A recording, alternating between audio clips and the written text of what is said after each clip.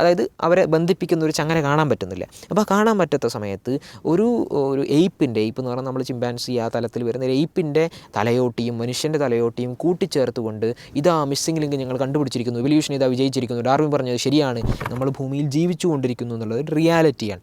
അപ്പോൾ ആ റിയാലിറ്റിയിൽ നിന്ന് നമ്മൾ ചിന്തിക്കുക. നോക്കൂ, ഈ ഭൂമി ഇവിടെയുണ്ട്.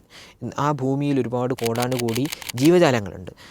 അതിൽ നമ്മളുണ്ട്. നമ്മളെന്ന് പറയുന്ന ഒരു വ്യക്തിയുണ്ട്. നമ്മളെന്ന് പറയുന്ന ഒരു ആത്മാവുണ്ട്. നോക്കൂ, നമ്മളെന്ന് പറയുന്ന ആത്മാവ് എന്ന് പറയുമ്പോൾ നമ്മളുടെ കൈയാണോ നമ്മളുടെ കാലാണോ നമ്മൾ എന്ന് പറയുന്ന ഈ സംഗതി? അതോ നമ്മളുടെ തലയാണോ, നമ്മുടെ ഹൃദയമാണോ, നമ്മുടെ തലച്ചോറാണോ? എന്താണ് ഈ നമ്മളെന്ന് പറയുന്ന ആത്മാവ് എന്ന് പറഞ്ഞൊരു സംഗതിയുണ്ട്. അസ്സലാമു അലൈക്കും വറഹ്മത്തുള്ളാഹി അൽഹംദുലില്ലാഹി വസ്സലാത്തു വസ്സലാമു അലാ റസൂലില്ലാഹി വഅലാ ആലിഹി വസഹാബത്തിഹി അജ്മഈൻ അമ്മാ ബഅദ്. അഊദു ബില്ലാഹി മിനശ് ശൈത്വാനിർ റജീം. അം ഖുലിഖൂ മിൻ ഗൈരി ശൈഇൻ അം ഹുമുൽ ഖാലിഖൂൻ അം ഖലഖുസ് സമാവാതി വൽ അർദി ബൽ ലാ യൂഖിനൂൻ. സൂറത്ത് തൂറിലെ 52-ാമത്തെ അധ്യായത്തിലെ 35-36 വചനങ്ങളാണ് ഞാനിവിടെ ഓതിയിട്ടുള്ളത്. നോക്കൂ, പലപ്പോഴും നമ്മൾ നമ്മുടെ ചുറ്റുപാടിലേക്ക് നോക്കുമ്പോൾ പുതിയ കാലത്ത് നമുക്ക് കാണാൻ പറ്റുന്ന ചില ആളുകളുണ്ട്. അവരെ സംബന്ധിച്ചിടത്തോളം അവർ പറയാറുള്ളത്, അവരൊരു പക്ഷേ മുസ്ലിങ്ങളായിരിക്കാം, അമുസ്ലിങ്ങളായിരിക്കാം. അവർ പറയാറുള്ള ഒരു കാര്യം എന്താണെന്ന് വെച്ച് കഴിഞ്ഞാൽ, നമ്മുടെ നാട്ടിൽ നമ്മൾ കുറച്ചൊക്കെ പുരോഗമിച്ചല്ലോ, നമ്മൾ കുറച്ച് ആധുനികരായി മാറിയല്ലോ, ഇനി എന്തിനാണ് നമ്മളിങ്ങനെ ദൈവത്തെ ഇങ്ങനെ കുത്തിക്കയറ്റുന്നത്? ഗോഡ് ഓഫ് ഗ്യാപ്സ് എന്നാണ് പറയുക. അതായത് എല്ലാ വിടവുകളിലും ദൈവത്തെ കുത്തി നിറക്കുകയാണ് നിങ്ങൾ ചെയ്യുന്നത്. അപ്പം നിങ്ങൾക്കൊരു കാര്യത്തിൽ ഉത്തരം കണ്ടെത്താൻ സാധിക്കാത്തപ്പോൾ നിങ്ങളവിടെ ദൈവത്തെ കുത്തിക്കയറ്റുകയാണ് ചെയ്യുന്നത്. അതുകൊണ്ട് ദൈവത്തിൻ്റെ ആവശ്യം നമുക്കില്ല. നമ്മൾ ഈ പ്രപഞ്ചത്തെക്കുറിച്ച് പഠിച്ചു കഴിഞ്ഞു, നമ്മൾ ഈ പ്രപഞ്ചത്തെക്കുറിച്ച് മനസ്സിലാക്കി കഴിഞ്ഞു, നമ്മൾ ഈ പ്രപഞ്ചത്തെക്കുറിച്ച് അതിൻ്റെ വിശാലതയെക്കുറിച്ച് നമ്മൾ പഠിക്കുന്നു, അതിനുള്ള ഉപകരണങ്ങൾ നമ്മൾ കണ്ടുപിടിച്ചുകൊണ്ടേയിരിക്കുന്നു. എന്തിനാണ് നമുക്ക് ഈ ദൈവം? എന്തിനാണ് നമ്മൾ ഒരാളെ ആരാധിക്കുന്നത്? നമ്മളെന്തിനാണ് ഒരാളോട് പ്രാർത്ഥിക്കുന്നത്? ആ പ്രാർത്ഥനയ്ക്ക് ഫലമുണ്ട് എന്ന് നിങ്ങളോട് ആരാണ് പറയുന്നത്? ഇത് സാധാരണ ഇന്നത്തെ കാലത്ത് ചില ആളുകളിൽ നിന്ന് നമുക്ക് കാണാൻ പറ്റുന്നൊരു കാര്യമാണ്. അവരോട് കൂടിയാണ് നമ്മൾ ഈ ഒരു സംസാരം, അല്ലെങ്കിൽ അവരെ കേൾക്കുന്ന ആളുകൾ അവരോടൊക്കെ കൂടിയാണ് ഈ ഒരു സംസാരം ഉദ്ദേശിക്കുന്നത്. നോക്കൂ, നമ്മൾ പലപ്പോഴും പറയാറുണ്ട് ദൈവനിഷേധം എന്നുള്ളത്, അല്ലെങ്കിൽ ദൈവാസ്തിക്യം, ദൈവമില്ല എന്ന് പറയുന്നിടത്തൊക്കെ അതൊരു പുരോഗമനപരമായിട്ടുള്ളൊരു നിലപാടാണ്, അല്ലെങ്കിൽ ഒരു ആധുനിക കാലത്ത് ഒരു മനുഷ്യനെടുക്കേണ്ട ഒരു നിലപാടാണ് എന്നുള്ള നിലക്കാണ് പല ആളുകളും ഇത് പറയാറുള്ളത്. പക്ഷേ അതിൻ്റെ ഒരു പ്രശ്നം എന്താണെന്ന് വെച്ച് കഴിഞ്ഞാൽ, പലപ്പോഴും നിരീശ്വരവാദികളോട് നമ്മൾ സംസാരിക്കുമ്പോൾ അവർ പറയാറുള്ളൊരു കാര്യം, അല്ലെങ്കിൽ അവർ ചർച്ചകളെ കൊണ്ടുപോകാറുള്ളൊരു രീതി എന്താണെന്ന് വെച്ച് കഴിഞ്ഞാൽ, നിങ്ങൾ ദൈവത്തോട് പ്രാർത്ഥിക്കുന്നു, ദൈവം ഈ പ്രാർത്ഥന കേൾക്കുന്നു എന്ന് നിങ്ങൾക്ക് എന്താണ് ഉറപ്പുള്ളത്? നിങ്ങൾ ദൈവത്തോട് പ്രാർത്ഥിക്കുന്നു, നിങ്ങൾ സുജൂദ് ചെയ്യുന്നു, നിങ്ങൾ സാഷ്ടാംഗം പ്രണമിക്കുന്നു. നിങ്ങൾ ആരോടാണ് ഈ സാഷ്ടാംഗം പ്രണമിക്കുന്നത്? നിങ്ങളെന്തിനാണ് നിങ്ങളുടെ വ്യക്തിത്വത്തെ അവിടെ പണയം വെക്കുന്നത്? അല്ലെങ്കിൽ നിങ്ങളീ പറയുന്ന പ്രവാചകൻ എന്ന് പറഞ്ഞു കഴിഞ്ഞാൽ അങ്ങനെയല്ല, ഇങ്ങനെയല്ലേ, ഈ രീതിയിൽ നിങ്ങളുടെ ഖുർആനിൽ മറ്റു മതസ്ഥരെ കൊല്ലാൻ പറയുന്നില്ലേ? ഈ രീതിയിലുള്ള ചില കാര്യങ്ങൾ ഈ ആളുകൾ പറയുന്നത് നമുക്ക് കാണാൻ പറ്റും. ഇവിടെയുള്ളൊരു വിഷയം എന്താണെന്ന് വെച്ച് കഴിഞ്ഞാൽ, പലപ്പോഴും ഇവരുടെ പേര് നിരീശ്വരവാദികളാണ് എന്നത് മാത്രമാണ് അവർ നിരീശ്വരവാദികൾ എന്ന് പറയാൻ നമുക്ക് പറ്റുക. കാരണം നിരീശ്വരവാദത്തെക്കുറിച്ച് അവർ ചർച്ച ചെയ്യുന്നത് കാണാൻ പറ്റില്ല. അവരെപ്പോഴും സംസാരിക്കാറുള്ളത് മതവിമർശനമാണ്. മതവിമർശനം നടത്തുക എന്നുള്ളതാണ് പലപ്പോഴും ഈ ആളുകൾ ചെയ്യാറുള്ളത്. നിരീശ്വരവാദം എന്താണ്, ഞങ്ങൾ മുന്നോട്ട് വെക്കുന്ന ആശയം എന്നതാണ്, ദൈവമില്ല എന്ന് ഞങ്ങൾ പറയുന്നത് ഇന്നൊരു കാര്യം കൊണ്ടാണ്. ദൈവമില്ല എന്നൊരാൾ പറയുന്നുണ്ടെങ്കിൽ അതൊരു ക്ലെയിമാണ്, വിച്ച് മീൻസ് അത് നമ്മളൊരു കാര്യം അവിടെ സ്ഥാപിക്കാൻ ശ്രമിക്കുകയാണ്. ദൈവം ഇല്ല, നമ്മളൊരു കാര്യം സ്ഥാപിക്കാൻ ശ്രമിക്കുമ്പോൾ അതിന് തെളിവ് ആവശ്യമാണ്, അല്ലേ? തെളിവുകൾ നയിക്കട്ടെ, ഞങ്ങൾ തെളിവിൻ്റെ ആളുകളാണ് എന്ന് പറയുന്ന ആളുകളെ സംബന്ധിച്ചിടത്തോളം ദൈവമില്ല എന്ന് പറയുന്ന അവരുടെ സെൻട്രൽ പോയിൻ്റ്, അല്ലേ? അവർ മുന്നോട്ട് വെക്കുന്ന ഏറ്റവും സെൻട്രൽ പോയിൻ്റ് എന്താണ്? ദൈവമില്ല എന്നുള്ളതാണ്. ആ ദൈവമില്ല എന്ന് പറയുന്നതിന് അവർക്ക് എന്ത് തെളിവാണുള്ളത്? ചോദ്യം ഇത്രയേ ഉള്ളൂ. ദൈവമില്ല എന്നൊരാൾ പറയുന്നുണ്ടെങ്കിൽ അവർക്ക് തെളിവ് സമർപ്പിച്ചേ മതിയാകൂ എന്നുള്ളതാണ്. അപ്പോൾ അങ്ങനെ തെളിവ് സമർപ്പിക്കാൻ പറ്റാത്ത ഒരു ഘട്ടത്തിലാണ് അവർ പലപ്പോഴും നിരീശ്വരവാദികളായിട്ടുള്ള ആളുകൾ പലപ്പോഴും ഈ ചർച്ചകളെ, മതവിശ്വാസികളും നിരീശ്വരവാദികളും തമ്മിലുള്ള ചർച്ചകളെ പലപ്പോഴും ആ തലത്തിലേക്ക് എത്തിക്കാൻ ശ്രമിക്കില്ല. അവർ പലപ്പോഴും അതിനെ ചെയ്യാറുള്ളത് ഒരു മതവിമർശനത്തിൻ്റെ തലത്തിലേക്ക് കൊണ്ടുപോയി അവിടെ ആ ചർച്ചയെ കൂട്ടിക്കെട്ടി പിന്നെ കൂട്ടിക്കുഴക്കുക എന്നുള്ളതാണ് അവർ ചെയ്യാറുള്ളത്. അതൊരു ദൈവാസ്തിക്യവുമായി ബന്ധപ്പെട്ട ചർച്ചയിലേക്ക് അവർ പോകാറില്ല എന്നുള്ളതാണ്. അവരോട് നമുക്ക് ചോദിക്കാനുള്ള ചില ചോദ്യങ്ങളുണ്ട്. അതായത് നമ്മൾ വളരെ സിമ്പിളായി ചോദിച്ചു കഴിഞ്ഞാൽ, നമ്മൾ ഒന്ന് ചുറ്റും കണ്ണോടിച്ചു കഴിഞ്ഞാൽ കാണാൻ പറ്റുന്നതാണ് ഈ ഭൂമി. നമ്മൾ ഭൂമിയിൽ ജീവിച്ചു കൊണ്ടിരിക്കുന്നു എന്നുള്ളത് ഒരു റിയാലിറ്റിയാണ്. അപ്പോൾ ആ റിയാലിറ്റിയിൽ നിന്ന് നമ്മൾ ചിന്തിക്കുക. നോക്കൂ, ഈ ഭൂമി ഇവിടെയുണ്ട്. ആ ഭൂമിയിൽ ഒരുപാട് കോടാനുകോടി ജീവജാലങ്ങളുണ്ട്. അതിൽ നമ്മളുണ്ട്. നമ്മളെന്ന് പറയുന്ന ഒരു വ്യക്തിയുണ്ട്. നമ്മളെന്ന് പറയുന്ന ഒരു ആത്മാവുണ്ട്. നോക്കൂ, നമ്മളെന്ന് പറയുന്ന ആത്മാവ് എന്ന് പറയുമ്പോൾ നമ്മളുടെ കൈയാണോ നമ്മളുടെ കാലാണോ നമ്മൾ എന്ന് പറയുന്ന ഈ സംഗതി? അതോ നമ്മളുടെ തലയാണോ, നമ്മുടെ ഹൃദയമാണോ, നമ്മുടെ തലച്ചോറാണോ? എന്താണ് ഈ നമ്മളെന്ന് പറയുന്ന ആത്മാവ് എന്ന് പറഞ്ഞൊരു സംഗതി ഉണ്ട്. അപ്പോൾ ഇങ്ങനെ ഇതൊക്കെ റിയാലിറ്റിയാണ്. നമ്മളത് അനുഭവിക്കുന്നു അല്ലേ, നമ്മളൊക്കെ അനുഭവിക്കുന്നുണ്ട്. അപ്പോൾ ഈ റിയാലിറ്റിയൊക്കെ അനുഭവിക്കുമ്പോൾ ഇത് എവിടെ നിന്നാണ് ഇത് ഉണ്ടായിട്ടുള്ളത്? ചോദ്യം ഇത്രേ ഉള്ളൂ. ഇത് എവിടെ നിന്നാണ് ഉണ്ടായിട്ടുള്ളത്? ആരാണിത് ഉണ്ടാക്കിയിട്ടുള്ളത്? എവിടെ നിന്നാണ് ഇത് വന്നത് എന്നുള്ളൊരു ചോദ്യം ഉണ്ടല്ലോ. പലപ്പോഴും അതിന് ഉത്തരം കണ്ടെത്താൻ പറ്റുന്നില്ല എന്നുള്ളതാണ് ഇവരുടെ ഒരു പ്രശ്നം.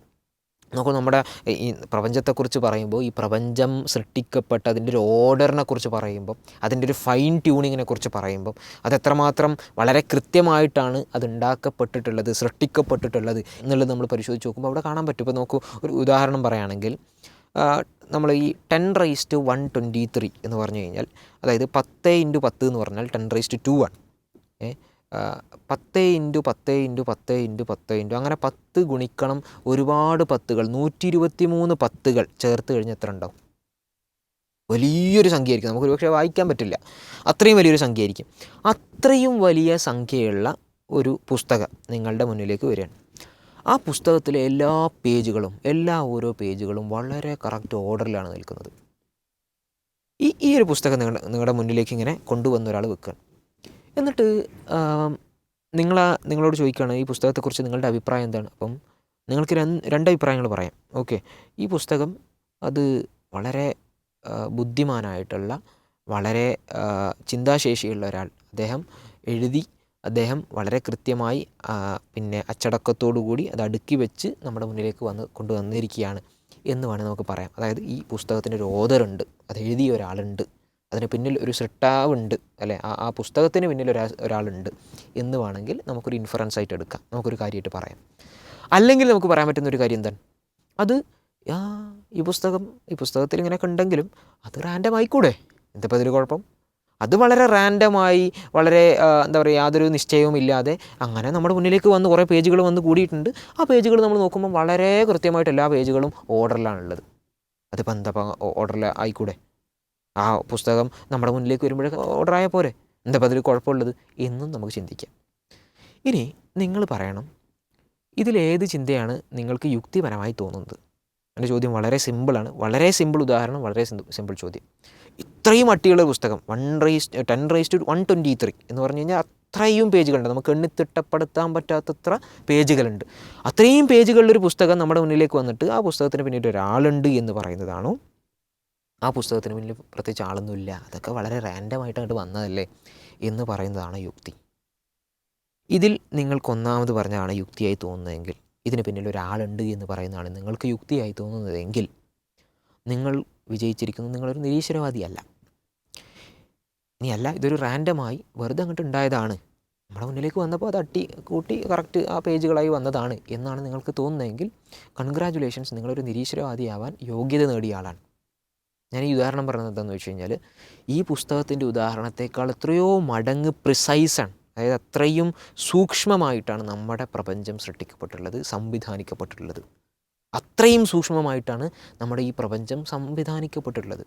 നമ്മൾ ഇപ്പോൾ നിൽക്കുന്നിടത്തു നിന്ന് ഒന്ന് മാറിക്കഴിഞ്ഞാൽ, ഭൂമി ഒന്ന് മാറിക്കഴിഞ്ഞാൽ, അത് നമ്മൾക്ക് ഈ ജീവയോഗ്യമല്ലാത്ത രീതിയിൽ ആ ഭൂമി മാറും.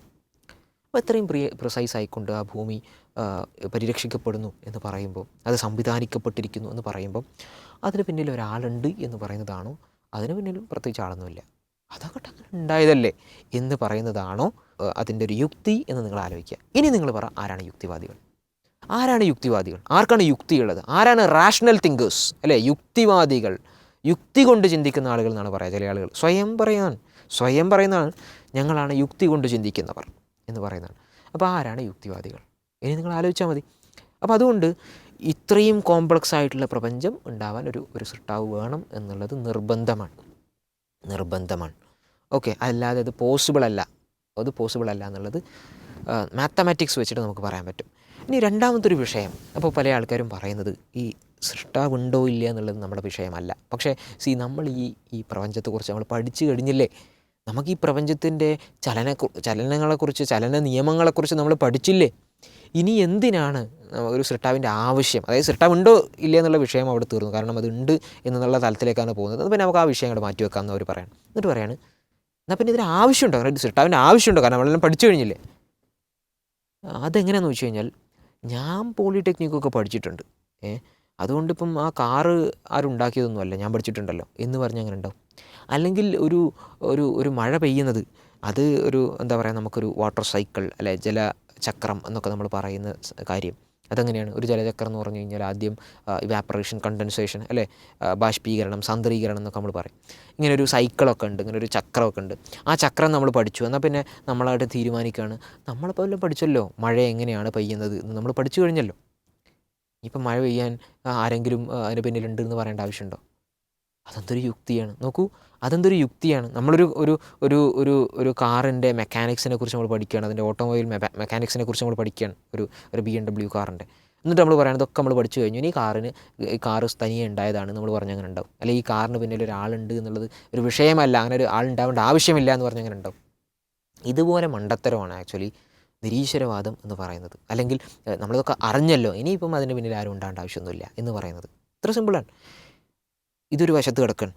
ഇനി വേറെ ചില ആൾക്കാർ പറയുന്നത് എന്താണെന്ന് വെച്ച് കഴിഞ്ഞാൽ നമ്മളെന്ന് പറയുന്നൊരു വ്യക്തി അല്ലെങ്കിൽ നമ്മൾ പറയുന്ന സ്പീഷീസ്, ജീവികൾ ഇവിടെ ജീവിക്കുന്നുണ്ടല്ലോ, നമ്മുടെ കൂടെ ഒരുപാട് ജീവികൾ ജീവിക്കുന്നുണ്ടല്ലോ.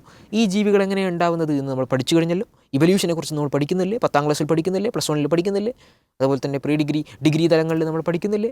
ഇവല്യൂഷനെക്കുറിച്ച്, ജീവ പരിണാമത്തെക്കുറിച്ച് നമ്മൾ പഠിക്കുന്നില്ലേ? അതുകൊണ്ട് എന്താ ദൈവത്തിൻ്റെ ആവശ്യമില്ല എന്ന് പറയുന്ന ചില ആൾക്കാരെയും കാണാൻ പറ്റും. അവരോട് നമുക്ക് പറയാനുള്ളത്, നോക്കൂ, നിങ്ങളീ പറയുന്ന ഇവല്യൂഷൻ എന്ന് പറയുന്നത്, ജീവപരിണാമം എന്ന് പറയുന്നത് നിങ്ങൾ ഉദ്ദേശിക്കുന്നത് ഈ ഡാർവിൻ്റെ ജീവപരിണാമമാണെങ്കിൽ, ഡാർവിൻ്റെ കാലത്തിന് ശേഷം വന്നിട്ടുള്ള മുമ്പുണ്ടായിരുന്ന, അതായത് ഡാർവിൻ്റെ കാലത്തിന് മുമ്പുണ്ടായിരുന്ന ആളുകളും ഇതേപോലെ ഡാർവിൻ്റെ പല കാര്യങ്ങളും പറഞ്ഞിട്ടുണ്ട്. ഡാർവിൻ എന്ന് പറഞ്ഞുകൊണ്ടിരിക്കുന്ന പല കാര്യങ്ങളും അവരും പറഞ്ഞിട്ടുണ്ട്. രണ്ടാമത്തെ ഒരു കാര്യം എന്താണെന്ന് വെച്ച് കഴിഞ്ഞാൽ, ഡാർവിൻ്റെ ശേഷം വന്ന പല ആളുകളും ഡാർവിൻ മുന്നോട്ട് വെച്ചിട്ടുള്ള മെക്കാനിസം, അതായത് ഇവല്യൂഷൻ, നാച്ചുറൽ സെലക്ഷനുമായി ബന്ധപ്പെട്ടുകൊണ്ട് അല്ലെങ്കിൽ അതിൻ്റെ കാര്യങ്ങളുമായി ബന്ധപ്പെട്ടുകൊണ്ട് കുറേ പ്രശ്നങ്ങളുണ്ട് എന്ന് പറയുന്നത് ഇവല്യൂഷണറി ബയോളജിസ്റ്റുകളാണ്.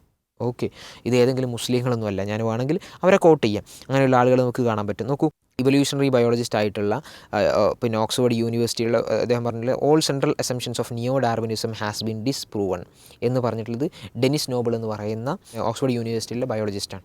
അതേപോലെ തന്നെ ഫോർഡ് ഡൂലിറ്റിൽ പോലെയുള്ള ആളുകൾ അവർ പറഞ്ഞതെന്ന് വെച്ച് കഴിഞ്ഞാൽ, the history of life cannot properly B represented as A tree എന്ന് പറഞ്ഞാൽ, ഞാൻ ജസ്റ്റ് ഒന്ന് കോട്ട് ചെയ്തു എന്ന് മാത്രമേ ഉള്ളൂ, അതിനെക്കുറിച്ച് കൂടുതൽ എനിക്ക് വായിക്കാൻ പറ്റും. അപ്പോൾ അവർ പറഞ്ഞതെന്ന് വെച്ച് കഴിഞ്ഞാൽ, ഡാർവിൻ മുന്നോട്ട് വെച്ച കാര്യങ്ങൾ അങ്ങനെ നടക്കണമെന്നൊന്നുമില്ല, അല്ലെങ്കിൽ അതിലൊരുപാട് പ്രശ്നങ്ങളുണ്ട്, എല്ലാ അസംഷൻസും തെറ്റാണെന്നൊക്കെയാണ് പലപ്പോഴും പല ആളുകളും പറഞ്ഞിട്ടുള്ളത്. നോക്കൂ, അതായത് ഡാർവിൻ മുന്നോട്ട് വെച്ച ഇവല്യൂഷൻ അത് ഒരു കഥാപുസ്തകത്തിലെ കഥ പോലെ നമുക്ക് കാണാം. ആ ലാഘവത്തോടു കൂടി നമുക്കത് പഠിക്കാം, ആസ്വദിക്കാം. പക്ഷേ അത് ശരിയാണെന്ന് പറയുന്നതിൽ കാര്യമില്ല എന്നുള്ളതാണ് അവർ പറയുന്നത്. അപ്പോൾ ആ രീതിയിൽ നോക്കൂ, ഈ ഡാർവിൻ്റെ ഇവല്യൂഷൻ തിയറിയുമായി ബന്ധപ്പെട്ടുകൊണ്ട് ഒരുപാട് ചതികളും നടന്നിട്ടുണ്ട് 1900-കളിൽ. ചാൾസ് ഡോസൺ, നിങ്ങൾ ജസ്റ്റ് ഗൂഗിൾ ചെയ്ത് നോക്കൂ, ഞാൻ പറയുന്നത് നിങ്ങൾ അംഗീകരിക്കണം എന്നില്ല, ഗൂഗിൾ ചെയ്ത് നോക്കൂ. ചാൾസ് ഡോസൺ എന്ന് പറയുന്ന ഒരു വ്യക്തി, അദ്ദേഹം ഡാർവിൻ്റെ പരിണാമവുമായി ബന്ധപ്പെട്ടുകൊണ്ട് മനുഷ്യൻ്റെ പൂർവികനുമായി ബന്ധപ്പെട്ട് നിൽക്കുന്ന ആ മിസ്സിംഗ് ലിങ്കുമായി ബന്ധപ്പെട്ടുകൊണ്ട്, അതായത് അവരെ ബന്ധിപ്പിക്കുന്ന ഒരു ചങ്ങല കാണാൻ പറ്റുന്നില്ല. അപ്പോൾ കാണാൻ പറ്റാത്ത സമയത്ത് ഒരു എയ്പ്പ് എന്ന് പറഞ്ഞാൽ നമ്മൾ ചിമ്പാൻസി ആ തലത്തിൽ വരുന്ന ഒരു എയ്പ്പിൻ്റെ തലയോട്ടിയും മനുഷ്യൻ്റെ തലയോട്ടിയും കൂട്ടിച്ചേർത്തുകൊണ്ട്, ഇതാ മിസ്സിംഗ് ലിങ്ക് ഞങ്ങൾ കണ്ടുപിടിച്ചിരിക്കുന്നു, ഇവല്യൂഷൻ ഇതാ വിജയിച്ചിരിക്കുന്നു, ഡാർവിൻ പറഞ്ഞത് ശരിയാണ് എന്ന് പറഞ്ഞ് കള്ളത്തരങ്ങൾ കാട്ടിയ, ചതി കാണിച്ച, വഞ്ചന കാട്ടിയ ചരിത്രം പോലും ഡാർവിൻ്റെ ഇവല്യൂഷൻ ഉണ്ട്. അപ്പോൾ അതൊന്നും നമ്മൾ അധികം പറയാത്തത് കൊണ്ട് അറിയാത്തതാണ്. നോക്കൂ, ഈ രീതിയിലാണ് നമ്മൾ ഈ പറയുന്ന പല ആശയങ്ങളും നിലനിൽക്കുന്നതാണ്. അവിടെയാണ് നമ്മളെ സംബന്ധിച്ചിടത്തോളം ഇങ്ങനെയൊക്കെ ദൈവത്തെ നിരാകരിക്കാൻ വേണ്ടി ഇങ്ങനെ ഒരുപാട് ന്യായീകരണങ്ങൾ കാണുന്നിടത്ത് നമ്മളോട് വിശുദ്ധ ഖുർആനിലൂടെ വളരെ കൃത്യമായി റബ്ബ് സുബ്ഹാനഹു വ തആല പറയുന്നത്, അം ഖുലിഖൂ മിൻ ഗൈരി ഷൈഇൻ അം ഹുമുൽ ഖാലിഖൂൻ അം ഖലഖുസ് സമാവാതി വൽ അർദ് ബൽ ലാ യൂഖിനൂൻ. അതല്ല, യാതൊരു വസ്തുവിൽ നിന്നുമല്ലാതെ അവർ സൃഷ്ടിക്കപ്പെട്ടിരിക്കുകയാണോ? ഒന്നുമില്ലായ്മയിൽ നിന്ന് അവർ സൃഷ്ടിക്കപ്പെട്ടിരിക്കുന്നു എന്നാണ് അവർ വിശ്വസിച്ചിരിക്കുന്നത്. അതല്ല, അവർ തന്നെയാണോ സൃഷ്ടാക്കൾ? നമ്മൾ ഉണ്ടാക്കിയതാണോ? അതായത് ഒരു ഉമ്മ അവരെ തന്നെ പ്രസവിച്ചു എന്ന് പറഞ്ഞ് അങ്ങനെ ഉണ്ടാകും. അതുപോലെ അങ്ങനെയാണോ നിങ്ങൾ ഉണ്ടായിട്ടുള്ളത്? അതല്ല, അവരാണോ ആകാശങ്ങളും ഭൂമിയും സൃഷ്ടിച്ചിരിക്കുന്നത്? അതല്ല, നിങ്ങളാണ് ഇപ്പോൾ ആകാശം ഭൂമിയും സൃഷ്ടിച്ചിരിക്കുന്നത്? അല്ല, അവർ ദൃഢമായി വിശ്വസിക്കുന്നില്ല എന്ന് പറഞ്ഞു കഴിഞ്ഞാൽ വളരെ കൃത്യമായി ഇവർ ഈ പറയുന്ന ആർഗ്യുമെൻറ്റുകളെയൊക്കെ പൊളിച്ച് കയ്യിൽ കൊടുത്തിരിക്കുകയാണ്. നോക്കൂ, വിശുദ്ധ ഖുർആനിലൂടെ വളരെ കൃത്യമായി റബ്ബ് സുബ്ഹാനഹു വ തആല അത് വളരെ കൃത്യമായി പോർട്രേ ചെയ്ത് നമുക്ക് കാണാൻ പറ്റും. അപ്പോൾ ഇങ്ങനെയുള്ള നിരീശ്വരവാദം എന്നൊക്കെ പറഞ്ഞ് നടക്കാൻ ഇങ്ങനൊരു പുരോഗമനവാദി അല്ലെങ്കിൽ ഒരു ബാഗും തൂക്കി നടക്കാം, അതൊക്കെ കഴിഞ്ഞു, അതിൻ്റെ കാലം കഴിഞ്ഞു. നിരീശ്വരവാദത്തിൻ്റെ കാലം കഴിഞ്ഞു. നോക്കൂ, the return of God hypothesis എന്നൊക്കെ പറഞ്ഞുള്ള പുസ്തകങ്ങൾ നിങ്ങൾക്ക് വായിക്കാൻ കിട്ടും. ഈ രീതിയിൽ നിരീശ്വരവാദം എന്നുള്ളത് ഒബ്സലീറ്റ് ആയിട്ടുള്ള, അത് കാലചക്രത്തിൻ്റെ ഇടക്ക് മാഞ്ഞു പോകാൻ സാധ്യതയുള്ള ഒരു കാര്യം മാത്രമാണ്. അതിനപ്പുറം വിശ്വാസത്തിലുള്ള ദൃഢത, പല ആൾക്കാരും വിശ്വാസികളാകുന്നത് എങ്ങനെയാണ്? ഓക്കെ, നമ്മൾ ഈ ആർഗ്യുമെൻറ്റുകൾ ഒരുപാട് കാര്യങ്ങളൊക്കെ പറഞ്ഞിങ്ങനെ ഒരുപാട് ചർച്ച ചെയ്യാണ്. നമ്മൾ അഗ്നോസ്റ്റിസിസത്തെക്കുറിച്ച് നമ്മൾ ചർച്ച ചെയ്യണം. നമുക്ക് വിശ്വാസം ഉണ്ടോ ഇല്ലേ എന്നുള്ളത് നമുക്കറിയില്ല എന്നൊക്കെ പറഞ്ഞ് ചർച്ച ചെയ്യണം. പക്ഷേ മനുഷ്യന് ബേസിക്കലി വേണ്ടത് എന്താണ്? മനുഷ്യന് വേണ്ടത് എന്താണ്? ഒരു മനസ്സമാധാനമാണ്. ആ മനസ്സമാധാനം നൽകുന്നത് മതത്തിന് മാത്രമാണ്. അതിന് നൽകാൻ സാധിക്കുന്നത് മതത്തിന് മാത്രമാണ് എന്നുള്ളിടത്താണ് മതത്തിലേക്ക് ആളുകൾ തിരികെ വരുന്നത് നമുക്ക് കാണാൻ പറ്റുന്നത്. അപ്പോൾ ഈ നിരീശ്വരവാദം എന്ന് പറയുന്ന ഇത്തരത്തിലുള്ള ആശയങ്ങളെ കൃത്യമായി മനസ്സിലാക്കുന്നതിൻ്റെ പൊള്ളത്തരങ്ങൾ തിരിച്ചറിയുക എന്നുള്ളതാണ് സൂചിപ്പിക്കാനുള്ളത്. ഇൻഷാ അല്ലാഹ്. അസ്സലാമു അലൈക്കും വറഹ്മത്തുള്ളാഹി വബറകാതുഹു.